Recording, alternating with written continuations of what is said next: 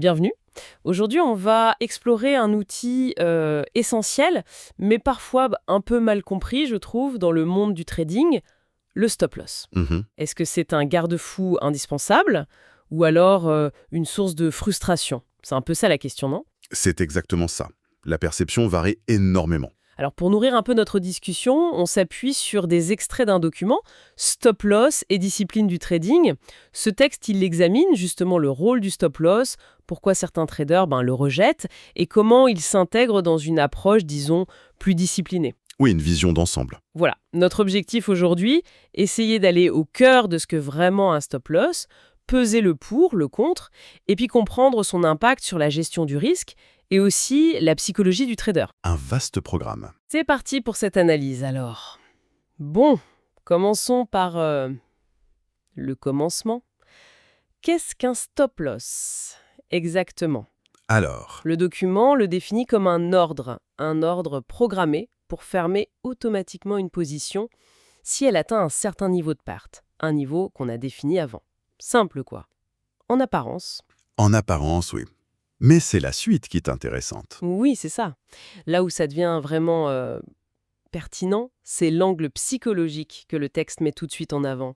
L'idée forte qui ressort, c'est que le stop-loss, c'est moins un outil technique qu'un, un garde-fou psychologique. Contre nous-mêmes, en fait. Exactement. Il serait là pour nous protéger contre notre ego, celui qui refuse d'admettre une erreur, ou contre l'espoir un peu fou d'un retournement miracle, ou même contre la paralysie, quand on voit une perte qui grandit. Cette inertie. Ah oui, complètement. Ce recadrage est fondamental. Le stop-loss, il est présenté non pas comme une simple contrainte technique, mais vraiment comme un mécanisme de défense. Une défense contre quoi? Contre nos biais cognitifs, nos émotions, qui sont omniprésents quand on doit prendre des décisions rapides, sous pression. C'est typique du trading, ça. Oui, c'est en quelque sorte une façon d'externaliser une discipline personnelle. Une discipline qui est souvent très très difficile à maintenir sur la durée, hein. C'est quoi cette discipline? C'est la capacité à couper ses pertes, vite, sans hésiter. Naturel à la perte, personne n'aime perdre. Notre tendance à l'optimisme parfois excessif. Ce sont des forces puissantes, ça. Le stop-loss, lui, il agit comme un moyen d'automatiser la prudence, de limiter l'influence de ces facteurs très humains sur des décisions qui peuvent être critiques. D'accord. Et justement, qu'est-ce qu'on dit de ceux qui choisissent de s'en passer, hein? On entend ça parfois, des traders qui disent non, non, pas besoin de stop-loss, je gère ça mentalement. Le document, il en pense quoi? Le fameux stop mental. L'avertissement est très clair dans l'analyse. Opérer sans se filet de sécurité, ça reviendrait à laisser le marché décider tout seul de l'ampleur finale de la perte. Et le marché? Et le marché, on le sait, il peut être impitoyable. Une seule grosse fluctuation imprévue et hop, ça peut suffire à vider un compte. C'est le risque maximal, oui. Le texte parmène d'un cycle émotionnel destructeur qui peut s'enclencher. Tu sais, le stress qui monte, la panique parfois, Mhm. et puis cet espoir tenace, mais souvent un peu vain, que le cours va finir par revenir dans le bon sens. On s'accroche. On s'accroche trop longtemps. Voilà. Il y a une analogie utilisée pour illustrer ce risque qui est assez parlante, je trouve. Laquelle? Un trader sans stop, c'est comme un conducteur sans frein. Il peut avancer, mais la moindre erreur est fatale. Bon, ça situe bien l'enjeu, quoi. Oui, c'est une image forte. Et ça nous ramène inévitablement à cette notion clé, la gestion du risque. Trader sans stop défini à l'avance, ça rapproche dangereusement l'activité et d'un pari, en fait, plutôt que d'une approche méthodique, mesurée. Un peu comme jouer au casino, quoi. Un peu, oui. Et ce fameux stop mental, cette idée qu'on saura quand sortir sans l'avoir programmé, il a une faiblesse majeure qui est soulignée implicitement. C'est qu'il a tendance à flancher, à céder, précisément au moment où on en a le plus besoin. Ah oui, c'est-à-dire? Sous l'emprise du stress intense, ou face à un mouvement de marché vraiment violent, inattendu. C'est là que les émotions prennent le dessus. Et comme le rappelle la source, le marché, lui, n'a aucune pitié. Il s'arrêtera pas juste parce que ça fait mal. Exactement. Il ne s'arrêtera pas parce que la perte devient psychologiquement insupportable. Il suit sa logique. Et il y a un point crucial sur lequel l'analyse insiste vraiment. Le stop-loss, il n'est pas là pour punir, ou pour empêcher de gagner. Ça, c'est une mauvaise compréhension. D'accord. Son objectif premier, fondamental, c'est d'assurer la survie du capital du trader, de lui permettre de rester dans la partie. Assez longtemps pour avoir la chance d'apprendre, d'affiner sa stratégie et peut-être de devenir rentable sur le long terme. Ah oui, c'est la durée qui compte. Voilà, la citation à retenir ici, c'est « Le stop-loss ne limite pas ton profit, il garantit ta longévité ». C'est une distinction vraiment fondamentale. Je vois. D'ailleurs, le stop-loss, faut pas le voir comme un truc isolé. Il s'inscrit dans un cadre de gestion du risque plus large. Le document le décrit bien. Plusieurs éléments sont mentionnés. D'abord, un risque par transaction qui doit être strictement limité. C'est-à-dire? La source cite des chiffres souvent recommandés, risqués entre 0,5% et 2%, mettons, de son capital total sur une seule position. Pas plus. Ok. Ensuite, un ratio risque-rendement. Il faut le définir avant d'entrer sur le marché. Un objectif courant qui est évoqué, c'est un ratio minimum de 1 pour 2. Ça veut dire quoi, 1 pour 2? Ça veut dire viser un gain potentiel qui est au moins 2 fois supérieur à la perte maximale que tu acceptes via ton stop-loss. Si tu risques 100, tu vises au moins 200 de gains. D'accord, logique. Et enfin, l'importance d'une limite de perte quotidienne maximale. Si tu atteins cette limite, tu arrêtes de trader pour la journée. Point barre. Quoi qu'il arrive. Même si on pense qu'il y a une super opportunité juste après. Surtout si on pense ça. Ça permet d'éviter de tomber dans ce qu'on appelle parfois le tilt. Le tilt? Oui, cet état émotionnel où, après des pertes, on perd sa discipline. On cherche à se refaire à tout prix, impulsivement. On prend des risques inconsidérés. Ah oui, je vois, la spirale négative. C'est ça.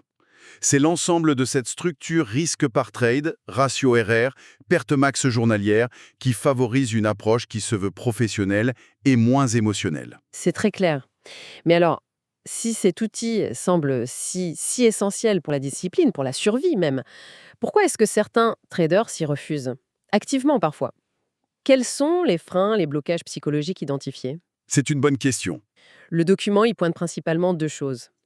L'ego, Ah, l'ego. la difficulté d'admettre qu'on a eu tort, que notre analyse était fausse, et puis la peur. Une peur viscérale de concrétiser une perte. Le simple fait de fermer la position, ça rend la perte réelle, visible sur le compte.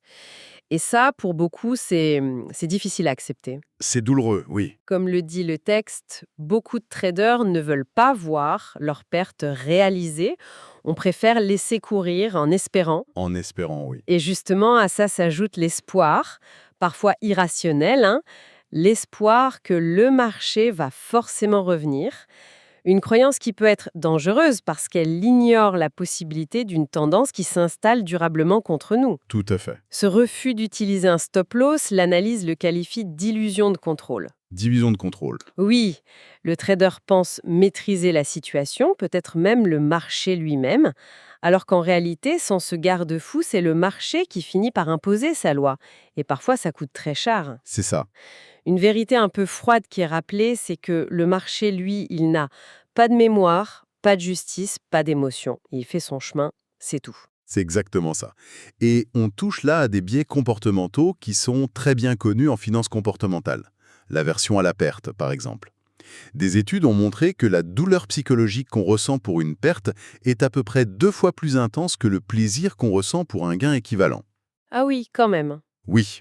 Donc, ne pas mettre de stop ou le repousser, le décaler sans cesse, c'est une stratégie d'évitement.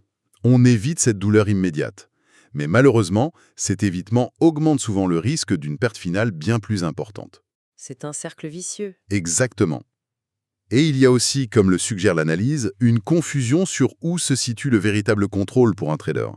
Le contrôle, il ne se situe pas dans la capacité, souvent illusoire d'ailleurs, de prédire les mouvements futurs du marché avec certitude. Personne ne peut faire ça de manière fiable et constante. Non, bien sûr. Le contrôle, il réside bien plus dans la gestion rigoureuse de ce qui est réellement contrôlable. C'est quoi? Ses propres actions, où j'entre, quelle taille de position je prends, et surtout, mon exposition maximale au risque. Le risque qu'on accepte de prendre. Voilà. Et le stop-loss, c'est un instrument fondamental pour exercer ce type de contrôle. C'est peut-être même le plus important. D'accord. Et un point important aussi à souligner, le stop-loss, c'est pas une solution unique, régible. Le document, il détaille plusieurs types de stop. Ça montre qu'il y a une certaine flexibilité dans son application quand même. Oui, c'est pas du taille unique. Voilà. Il y a le stop fixe, ça c'est simple. On détermine une distance fixe, en points ou en pips. Les pips, c'est la plus petite unité de variation, par exemple sur le marché des devises. On dit « je mets mon stop à 20 pips sous mon prix d'entrée ». Classique. C'est simple, mais bon, ça peut manquer un peu de pertinence si la volatilité change beaucoup. Non. Parfois 20 pips, c'est trop, parfois c'est passé. C'est le risque, oui. La rigidité. Ensuite, il y a le stop technique. Celui-là, il est positionné en fonction de ce que nous dit le graphique lui-même. Ah, ça c'est intéressant. Oui. On le place sous un niveau de support ou une zone de prix où les acheteurs ont tendance à revenir, ou au-dessus d'une résistance, une zone où les vendeurs reprennent plutôt la main. Ou alors derrière un récent creux ou sommet important sur le graphique. Il suit la structure du marché. C'est ça. Cette méthode est souvent présentée comme préférée par les pros parce qu'elle s'adapte plus à la dynamique réelle du marché. Logique. On trouve aussi le stop temporel. L'idée, là, c'est de sortir si, après un certain temps défini, une heure, une journée, peu importe, le prix ne décolle pas dans la direction qu'on attendait. Pour pas rester bloqué. Voilà, ça évite de laisser du capital immobilisé dans une position qui stagne, qui ne fait rien. Mhm. Et enfin, le trailing stop. On dit aussi stop suiveur. Ça, c'est un stop dynamique. Comment ça marche? Il remonte automatiquement pour protéger les gains au fur et à mesure que le prix évolue favorablement.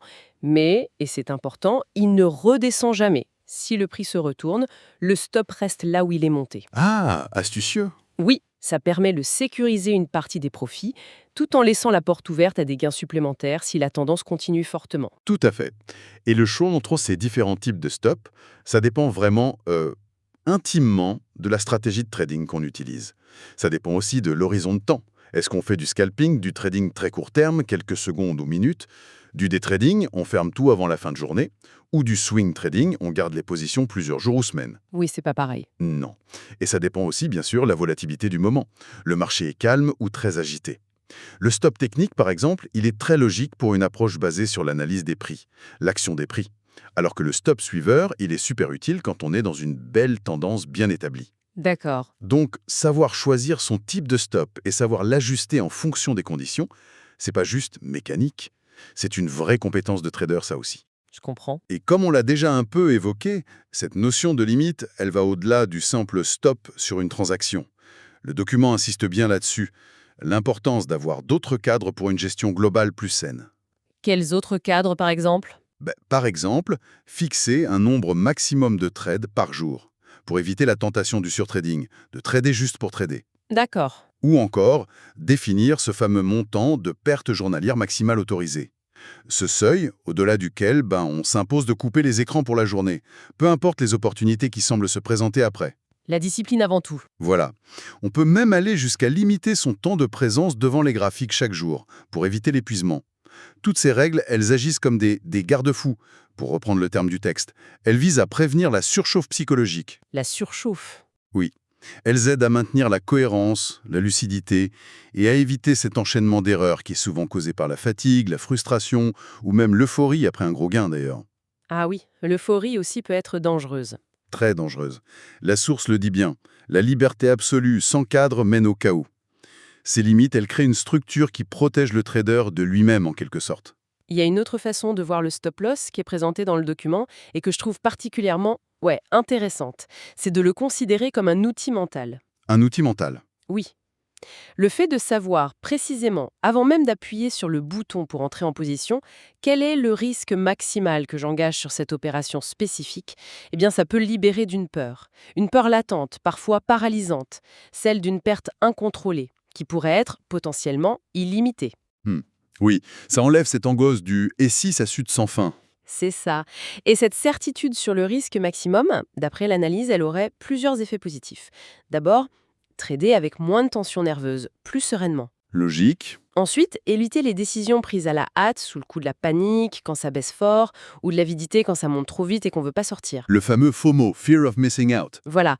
Et troisièmement, ça aiderait à garder plus facilement une perspective à long terme sur son activité de trading, au-delà du résultat immédiat du trade qui est en cours. On prend du recul.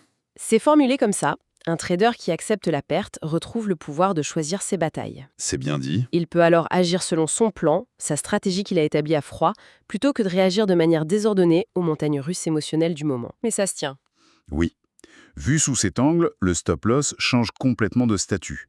Ce n'est plus l'ennemi qui vient couper les gains potentiels qu'on aurait pu faire si on était resté. Non, il devient un partenaire de discipline, pour reprendre les mots exacts de la source. Un partenaire, j'aime bien l'idée.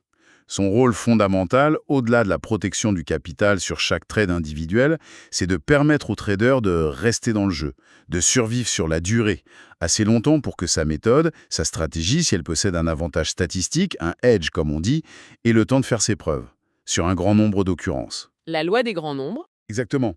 Et la loi des grands nombres, elle nécessite de la répétition. Et donc, elle nécessite de survivre pour pouvoir répéter. Le stop-loss est un outil de survie pour ça. La conclusion du document sur ce point, elle est sans équivoque. Les traders qui réussissent ne sont pas ceux qui évitent les pertes. Ça, c'est impossible. Tout le monde a des pertes. Mais ceux qui savent les contrôler. Le contrôle des pertes. Le contrôle des pertes et non leur absence. Voilà la clé. Donc si on devait synthétiser un peu l'essentiel de cette exploration, le message central qui se dégage de ces extraits, c'est que le stop-loss et les limites en général dans le trading sont bien moins des contraintes qu'il n'y paraît au premier abord. Ce sont plutôt des outils stratégiques, vitaux même, pour la survie, pour la discipline et au final pour la performance durable. Leur but premier, c'est pas d'empêcher de gagner, mais c'est d'éviter l'échec catastrophique, le chaos. Oui, tout à fait. Le changement de perspective que cette analyse invite à faire est assez profond, je trouve. Il s'agit de délaisser cette quête d'une liberté absolue sur les marchés, une quête qui peut être illusoire et même dangereuse, pour viser une autre forme de liberté. Laquelle ? Celle qui est encadrée par la discipline. Cette discipline qu'on choisit soi-même, dont le stop-loss est un pilier essentiel, eh bien, elle n'est plus vue comme une chaîne, comme une contrainte. Elle devient le véritable moteur de la sérénité et de la performance à long terme, surtout dans un environnement qui est incertain par nature, comme les marchés. Donc, la discipline comme source de liberté, en quelque sorte. C'est ça. Et en fin de compte, gérer son trading, c'est tout autant se gérer soi-même ses émotions, ses biais, que gérer ses positions sur l'écran. Les deux sont liés. L'analogie finale qui est proposée dans le texte est percutante. Le stop-loss, c'est la ceinture de sécurité du trader. Tu peux t'en passer jusqu'à ce que le crash arrive. C'est direct. C'est direct, mais ça résume bien l'idée, je crois. Et ça nous laisse avec une question ouverte, une réflexion à méditer pour quiconque s'intéresse à cette activité, au trading. La question est, veux-tu être libre pour un trade ou vivant pour des milliers de trades ? C'est une question de perspective temporelle finalement. Et de priorité, court terme versus long terme. En effet, et ça soulève une interrogation fondamentale sur la motivation profonde qui attire vers le trading. Est-ce que c'est principalement le frisson de chaque gain potentiel, la chasse au coup du jour, l'adrénaline, ou est-ce que c'est plutôt la satisfaction de construire et de suivre un processus rigoureux, un ensemble de règles personnelles qu'on s'est fixées ? Un processus qui permet de naviguer les marchés de manière cohérente sur le long terme, en acceptant les pertes comme une partie inévitable du voyage, pas comme un échec personnel. C'est une question de fond. Oui. Et la réponse individuelle que chacun apporte à cette question, elle déterminera probablement son attitude envers des outils comme le stop-loss. Et peut-être même, au final, sa capacité à durer dans cette discipline qui est exigeante. Très exigeante.